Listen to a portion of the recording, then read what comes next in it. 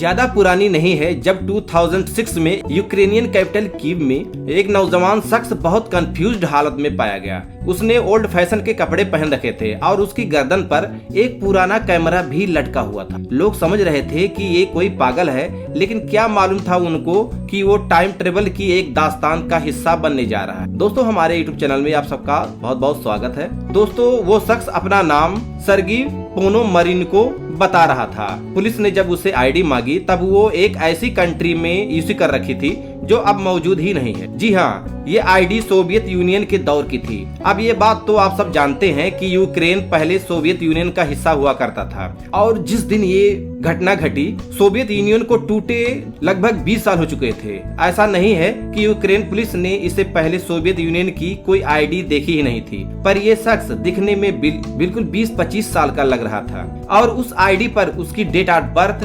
1932 की इशू हो रही थी। सिर्फ डेट ऑफ बर्थ ही नहीं बल्कि आईडी पे शो होने वाली पिक्चर भी उसी की थी। ये सारा मामला पुलिस को हजम नहीं हुआ। 1932 में पैदा होने वाला शख्स 2006 में 74 साल बाद भी 20-25 साल का कैसे दिख सकता है। उन्होंने सर्गी से पूछा कि आज कौन सा डेट है, तो उसने थोड़ा सोचने के बाद जवाब दिया कि 23 अप्रैल 1958। ये वो पॉइंट था जब पुलिस को लगा कि ये शख्स पक्का कोई पागल है। वो उसको मेंटल हॉस्पिटल ले गए जहां डॉक्टर पाब्लो किट्रिको ने उसके मेंटल हेल्थ का जायजा लिया। सर्गी को भी कुछ समझ नहीं आ रहा था कि उसके साथ क्या हो रहा है। डॉक्टर ने पूछा कि क्या उसको याद है कि वो 1958 से सीधा 2006 में कैसे आया। उसने बताया कि मैं दिन के टाइम पर सिटी वॉक पे अच्छे फोटोग्राफ लेने के लिए निकला था, तभी मैंने आसमान पर एक अजीब चीज को उड़ते हुए देखा। डॉक्टर ने पूछा कि वो चीज कैसी दिखती थी, तो उसने बताया कि मैं एक्सप्लेन नहीं कर पा रहा, पर मैंने अपने कैमरे में उसकी फोटो खींची थी। ये बोलते हुए उसने अपना कैमरा आगे कर दिया। ये सुनकर डॉक्टर बहुत हैरान हो गए, लेकिन उनकी हैरानी और भी बढ़ गई जब उसने कैमरा को देखा जो कि एक बहुत पुराना यसीना फ्लेक्स कैमरा था। इस कैमरे की कंडीशन देखकर ऐसा नहीं लग रहा था कि ये कोई पुराना कैमरा है। मामला इस कैमरे में से फोटो निकालने का था, क्योंकि इसमें जो रोल डलता था उसको 1970 में ही डिसकंटिन्यू कर दिया गया था। वेडिंग पोजनर फोटोग्राफर नाम के एक एक्सपर्ट को बुलाया गया, जिसने कैमरा रोल पे लिखी डेट देखी तो मालूम पड़ा कि ये 1956 में मैन्युफैक्चर किया गया था। उसने फोटोग्राफ डेवलप किए और तभी चीजें और ज्यादा कंफ्यूज्ड होती गई। फोटोग्राफ्स में कीव सिटी की बहुत पुरानी पिक्चर्स थी। गाड़ियां, बिल्डिंग और स्ट्रीट साइन सब कुछ 1950 के दौरान की थी और इसमें कुछ ऐसी बिल्डिंग्स भी थीं जिनको बाद में गिरा दिया गया था और उन्हीं बिल्डिंग के सामने सर्गी और उसके गर्लफ्रेंड की कुछ पिक्चर्स भी थी। ये वही सर्गी था जो 48 इयर्स पुरानी तस्वीरों में जैसा दिखता था उसी हालत में उसी कपड़ों में डॉक्टर के सामने बैठा था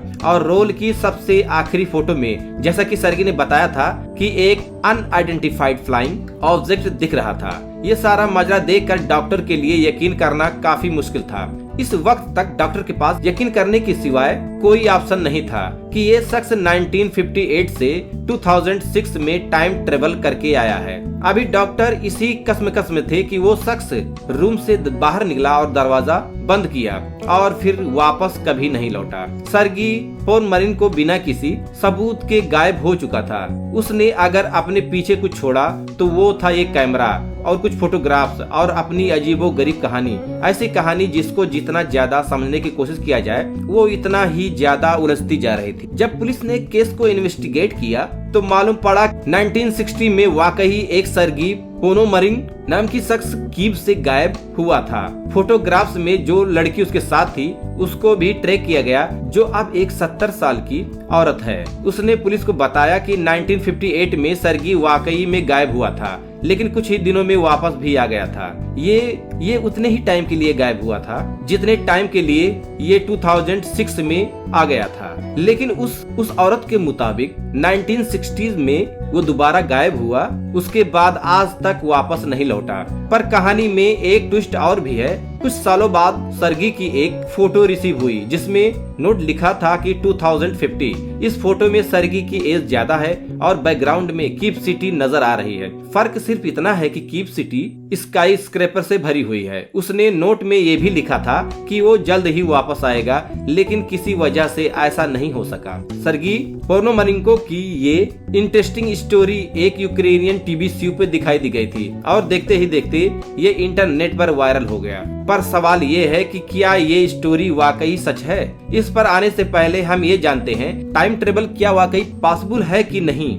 इसमें कोई शक नहीं कि हम सब एक तरह से टाइम ट्रेवल ही कर रहे हैं। फ्यूचर में टाइम ट्रेवल हमारा कहीं भी बिताया हुआ 1 घंटा इस बात को जाहिर करता है कि हम एक घंटे करके फ्यूचर की तरफ जा रहे हैं। लेकिन अगर कोई किसी भी तरीके से अपना 1 घंटा सिर्फ आधे घंटे में बिता ले तो वो दूसरे के मुकाबले में आधा घंटा फ्यूचर में चला जाएगा। इस कॉन्सेप्ट को पहली बार एल्बर्ट आइंस्टाइन ने अपनी स्पेशल रिलेटिविटी की थ्योरी में दिया था, जिसके मुताबिक स्पेस में टाइम एक जैसा नहीं हो सकता, बल्कि ये डिपेंड करता है ऑब्जेक्ट की स्पीड और उसके मास पर। जिस तरह से ऑक्सीजन का लेवल अलग अलग एटीट्यूड पे चेंज होता रहता है, इसी तरह स्पेस में टाइम भी ऑब्जेक्ट की स्पीड और मास पर डिपेंड करता है। हम अर्थ पर रहते हैं तो हमारा टाइम अर्थ के मास और इसकी स्पीड पर डिपेंड करता है। लेकिन अगर हम जुपिटर पर चले जाएं तो इसकी मास ज्यादा है तो वहां पर टाइम स्लो गुजरेगा। थ्योरी के मुताबिक जितनी ज्यादा स्पीड होगी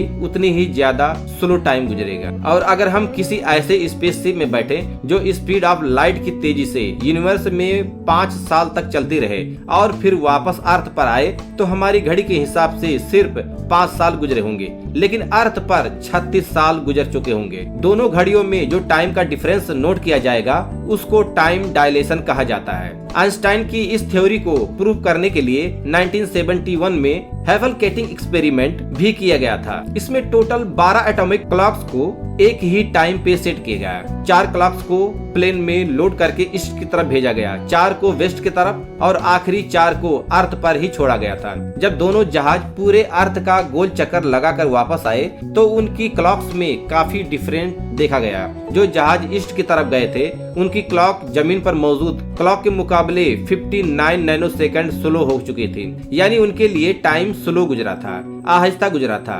और जो जहाज वेस्ट की तरफ गया था उसकी क्लॉक 273 नैनोसेकंड आगे हो गई थी।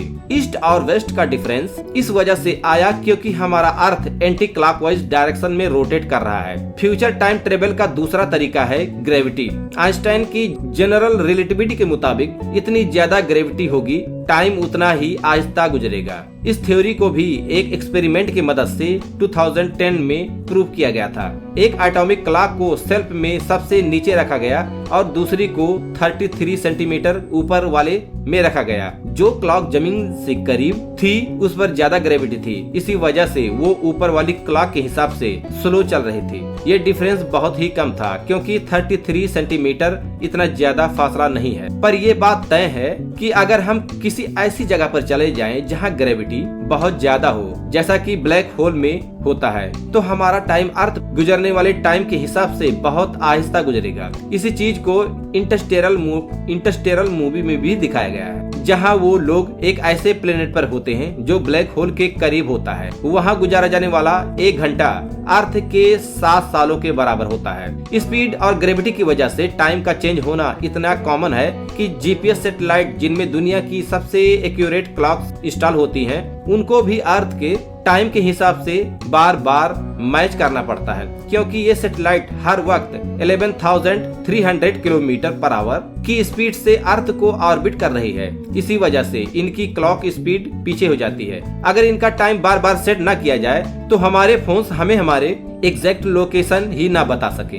ये तो हमने डिस्कस किया कि फ्यूचर में टाइम ट्रेवल करने को। ये थियोरेटिकली तो पॉसिबल है, पर साइंस के मुताबिक इसका प्रैक्टिकल करना इम्पॉसिबल है, क्योंकि ऐसा स्पेसक्राफ्ट जो लाइट की स्पीड से चल सके ये फिलहाल हमारे लिए बनाना नामुमकिन है। ग्रेविटी के जरिए टाइम ट्रेवल करने के लिए भी हमें करीबी ब्लैक होल के पास जाना होगा, जो कि ऑलमोस्ट 1560 लाइट ईयर्स दूर है। हो सकता है कि आने वाले वक्त में इंसान ऐसी कोई चीज बना सके और टाइम ट्रेवल की मिस्ट्री को सॉल्व किया जा सके। पर सर्गी पोर्नोग्रेनिको की कहानी में कितनी सच्चाई है? असल में ये स्टोरी 2012 में एक यूक्रेन के टीवी शो में ब्रॉडकास्ट की गई थी, जिसका नाम था एलियंस। इस रियलिटी प्रोग्राम के 3rd एपिसोड टाइम ट्रेवलर ने ये कहानी दिखाई दी गई थी। सर्गी पोर्नोमनिको की डॉक्टर की बात सीसीटीवी वीडियो में एक बहुत बड़ा लूप होल निकलकर सामने आया। इसमें जो डेट दिख रही है वो है वेडनेसडे 23rd 2006, लेकिन कैलेंडर पर देखा जाए तो ये संडे का दिन होता है।